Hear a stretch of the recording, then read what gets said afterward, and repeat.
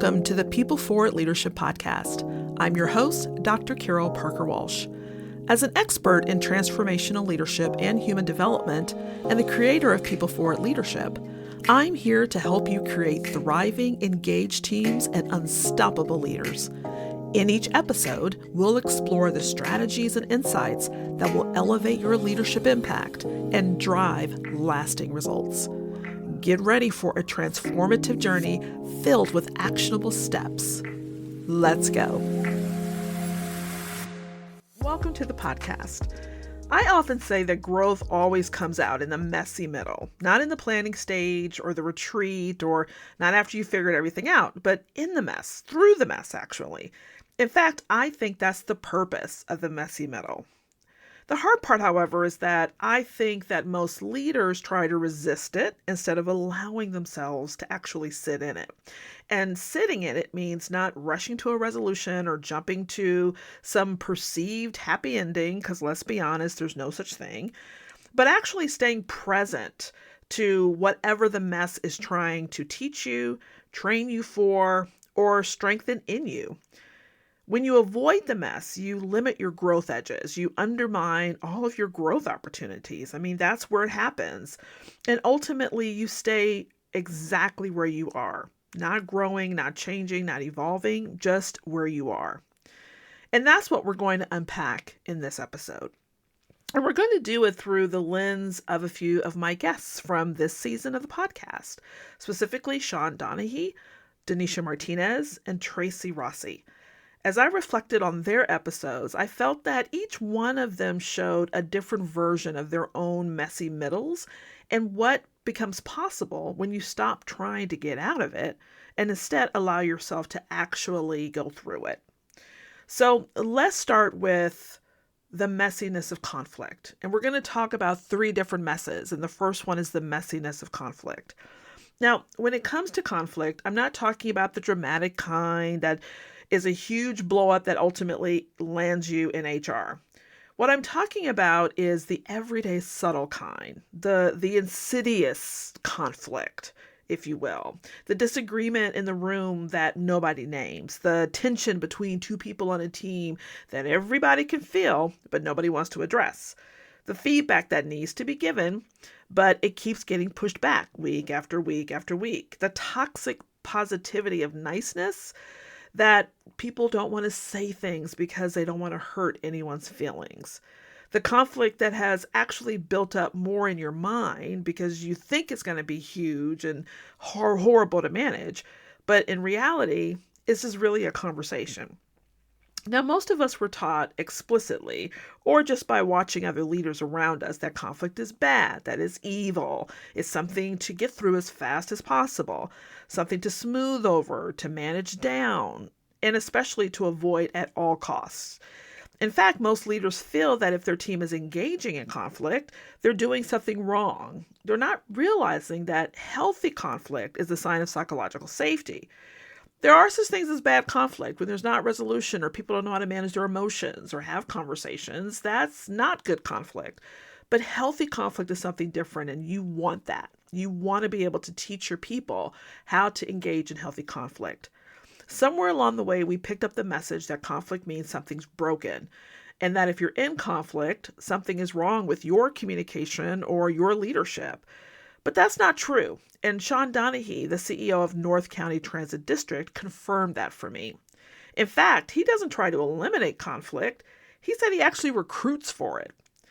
Sean said, if we don't have disagreements, speaking of himself as a leader, then you're the wrong person in the chair. I'm the wrong person in that chair. Now, that's not something you read in a leadership book. Disagreement isn't a sign that something's broken. It's a sign that two people are actually thinking, are actually communicating, are actually problem solving. And when Sean arrived at North County Transit District, one of the first things he noticed was that people didn't feel comfortable raising concerns or issues or problems. They see something was off, something that needed to be addressed, and they just stayed quiet. They didn't speak up because the culture had taught them that raising problems was risky, that raising problems was causing conflict. So, as a result, problems just festered and boiled up until they were sometimes unmanageable. And his response wasn't to demand more candor or hope for the best. He decided to put his leadership team through crucial conversations training, not to teach people how to fight, but how to build conflict fluency. The ability to stay in hard conversations without collapsing, avoiding them, or letting them turn destructive. To get comfortable with conflict and not see it as something bad or something that needs to be avoided. And conflict doesn't live in a vacuum. It requires something from the leader before it can exist safely inside the organization. And what's required is vulnerability. Having hard conversations takes vulnerability. Sitting in discomfort takes vulnerability. And admitting when you've got it wrong, publicly, clearly, without hedging, that takes vulnerability. But that willingness to be exposed is exactly what signals to people that it's safe to do the same. When a leader models it, they're not just sharing a moment of humility. They're giving the entire organization permission to disagree, object, raise concerns, and tell some hard truths. Sean understood this. Before any of his people could show up with candor, he had to go first. Standing in front of 300 employees and saying, listen, I got it wrong. Here's what I was thinking. Here's what I missed. Now help me fix it. Wasn't just an act of accountability. It was an act of trust building. He was laying the groundwork for an organization where people don't have to hide what's not working because the person at the top doesn't hide it either. That's what makes conflict productive rather than destructive. Not a policy, not a process, but through a leader willing to admit and be seen in the mess first. Now, next, I want to talk about the messiness of learning in real time. This one can be particularly hard to admit to because it can often feel like you're losing your footing, losing your North Star, the thing that has always defined you, what you believed you could always count on. That story you build up in your head that says you've been successful, you built a track record, you have a leadership style that works, you have a winning combination. And then all of a sudden, the context changes. There's a new structure, new complexity, new ambiguity, and then suddenly everything you thought you knew doesn't work anymore. That playbook that made you so successful before just isn't landing the same way. And at that point, you're faced with a choice. You have to ask yourself, do I keep running the same playbook that always worked for me before? Do I keep pretending that I have all the answers and know exactly what to do? Or do I accept the fact that what got me here is not going to get me there? And that it's time to embrace the role of student, of learner again. That's the messy middle of adaptive leadership. And Denisha Martinez, an executive at Genentech, lived it. When her entire field team shifted into a new matrix model, she walked in as someone who had earned her authority. A track record of building high-performing teams, she knew how to lead. But the environment demanded something she hadn't fully practiced. Not leading from her experience, but learning how to lead from curiosity. She told me you can't lead out of fear, but that's what she was doing exactly. When the ground shifts underneath you, your instinct is to grip tighter, right? To lean into and default into what you know. Prove you belong in the room by performing the version of leadership that got you there to begin with. But when you do that, you're leading through fear and with ego. But that fear-driven default to the old playbook is exactly what will prevent your growth in both yourself and in your people around you. What Denisha did instead was much harder. She got still and she got honest about what she didn't know yet. She stopped trying to perform expertise and started practicing curiosity. And that messiness, listen, it's hard. I've seen leaders struggle with it because it can cause an identity crisis, a questioning of all of your successes, wondering if you were ever a good leader. Could you be a good leader in the future? Was it all just a fluke? It can feel like weakness or failure. It's that tension that most leaders really want to avoid and get out of. And what they do is that they may start to avoid their responsibilities, they may stop showing up, and actually allow others to take up the slack for them as they kind of hide and disappear in the background. Or worse, they may just decide to quit, thinking they're just not cut out to be a leader. But it's not failure, it's just messy. And actually, the most advanced leadership move you can make in that moment is to sit in the messy middle of your leadership. Because real adaptive learning, not the compliance training kind, it requires a leader who is willing to be uncomfortable, who can sit in not knowing without pretending otherwise, who can model for their team that growth is not a destination you arrive at.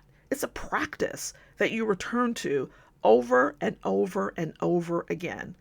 It's an iterative approach to leadership. Think of it as a cycle. You learn, you apply, you discover. And then you learn, you apply, and you discover. It's a cycle. You're always going to be in this iterative process. You don't arrive. You continue to grow and to practice that growth. And in the messy middle of that learning and discovering is where you come out to apply and see what works and what doesn't. Every time the context changes, you need to do this. Every time the old playbook stops working, you need to do this. And yes, it's scary. And yes, it's messy.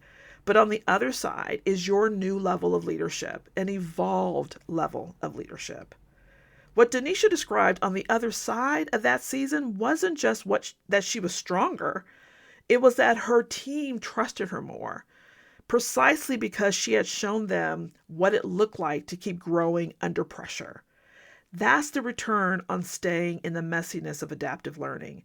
Not the performative leader pretending as if they have all the answers, but the growth leader that you're modeling through the mess. Now, the final and the third kind of mess is the quietest and often the most dangerous because it doesn't announce itself. It grows slowly in direct proportion to your success.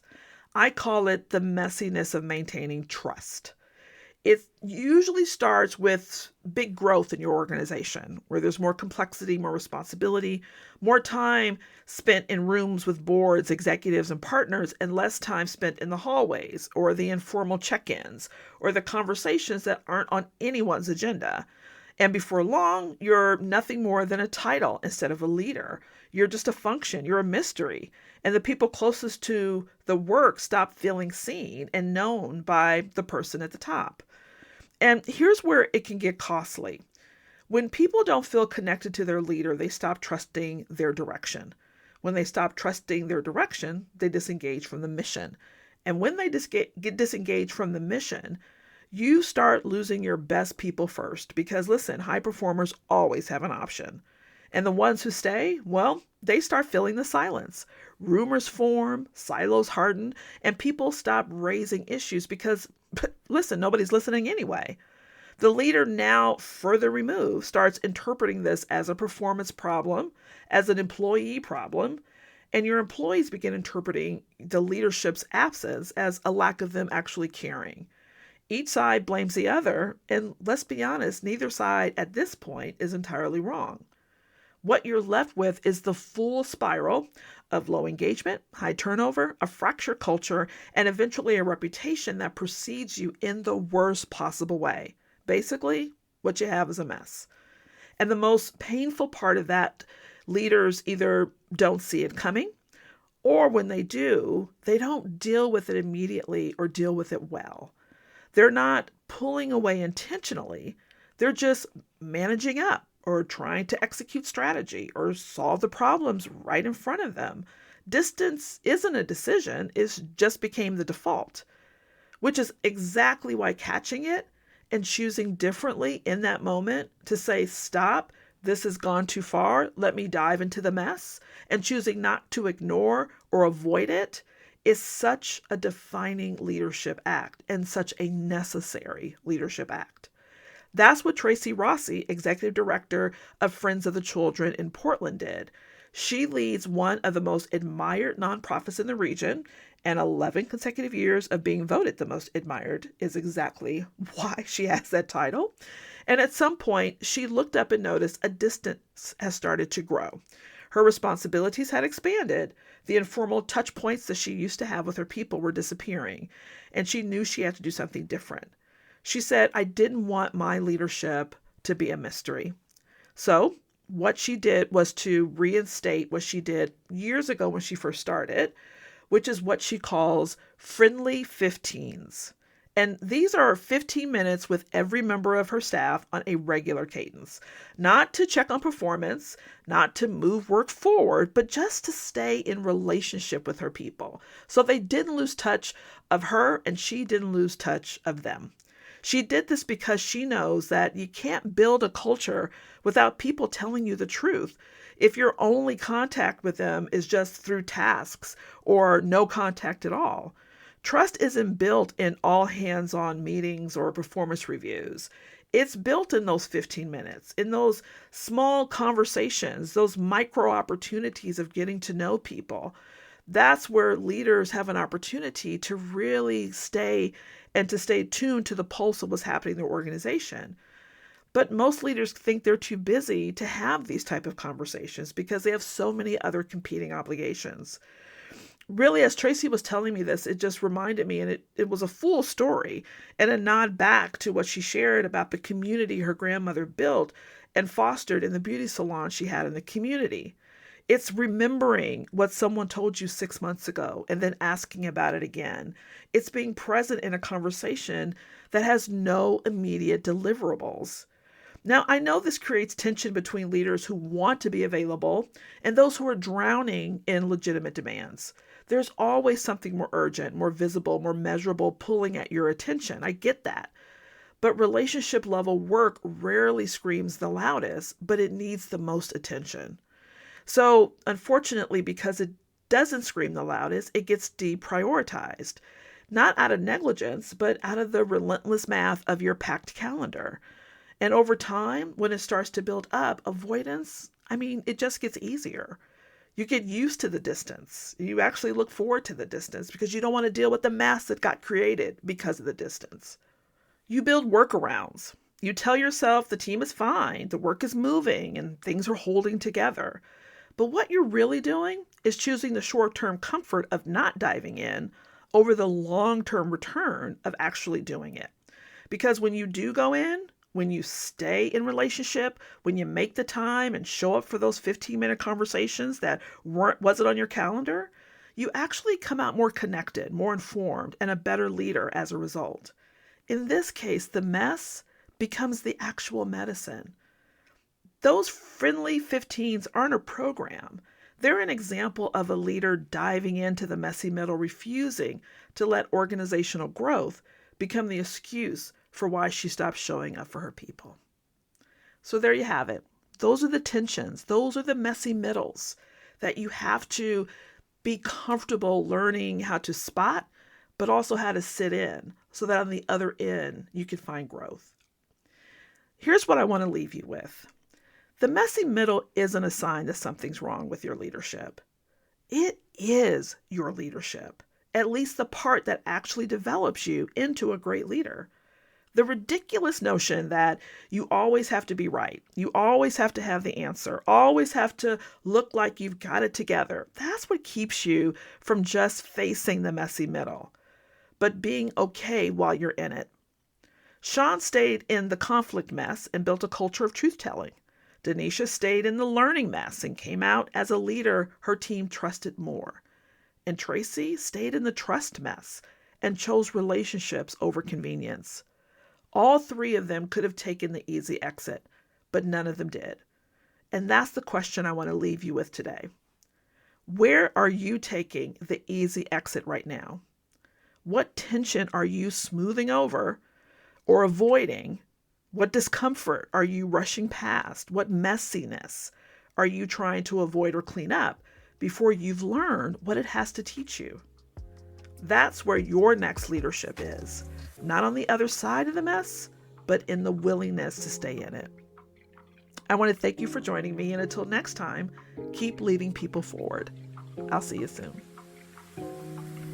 Thanks for tuning in to the People Forward Leadership Podcast. If you're ready to implement the insights and strategies shared in today's episode, schedule a call with our team to explore how we can help you drive talent retention, boost engagement, and develop extraordinary people-forward leaders in your organization. Plus, be sure to visit our website to access additional resources that will support your growth goals. Until next time, Keep leading your people with purpose and confidence. And remember, when your people thrive, organizational success is inevitable.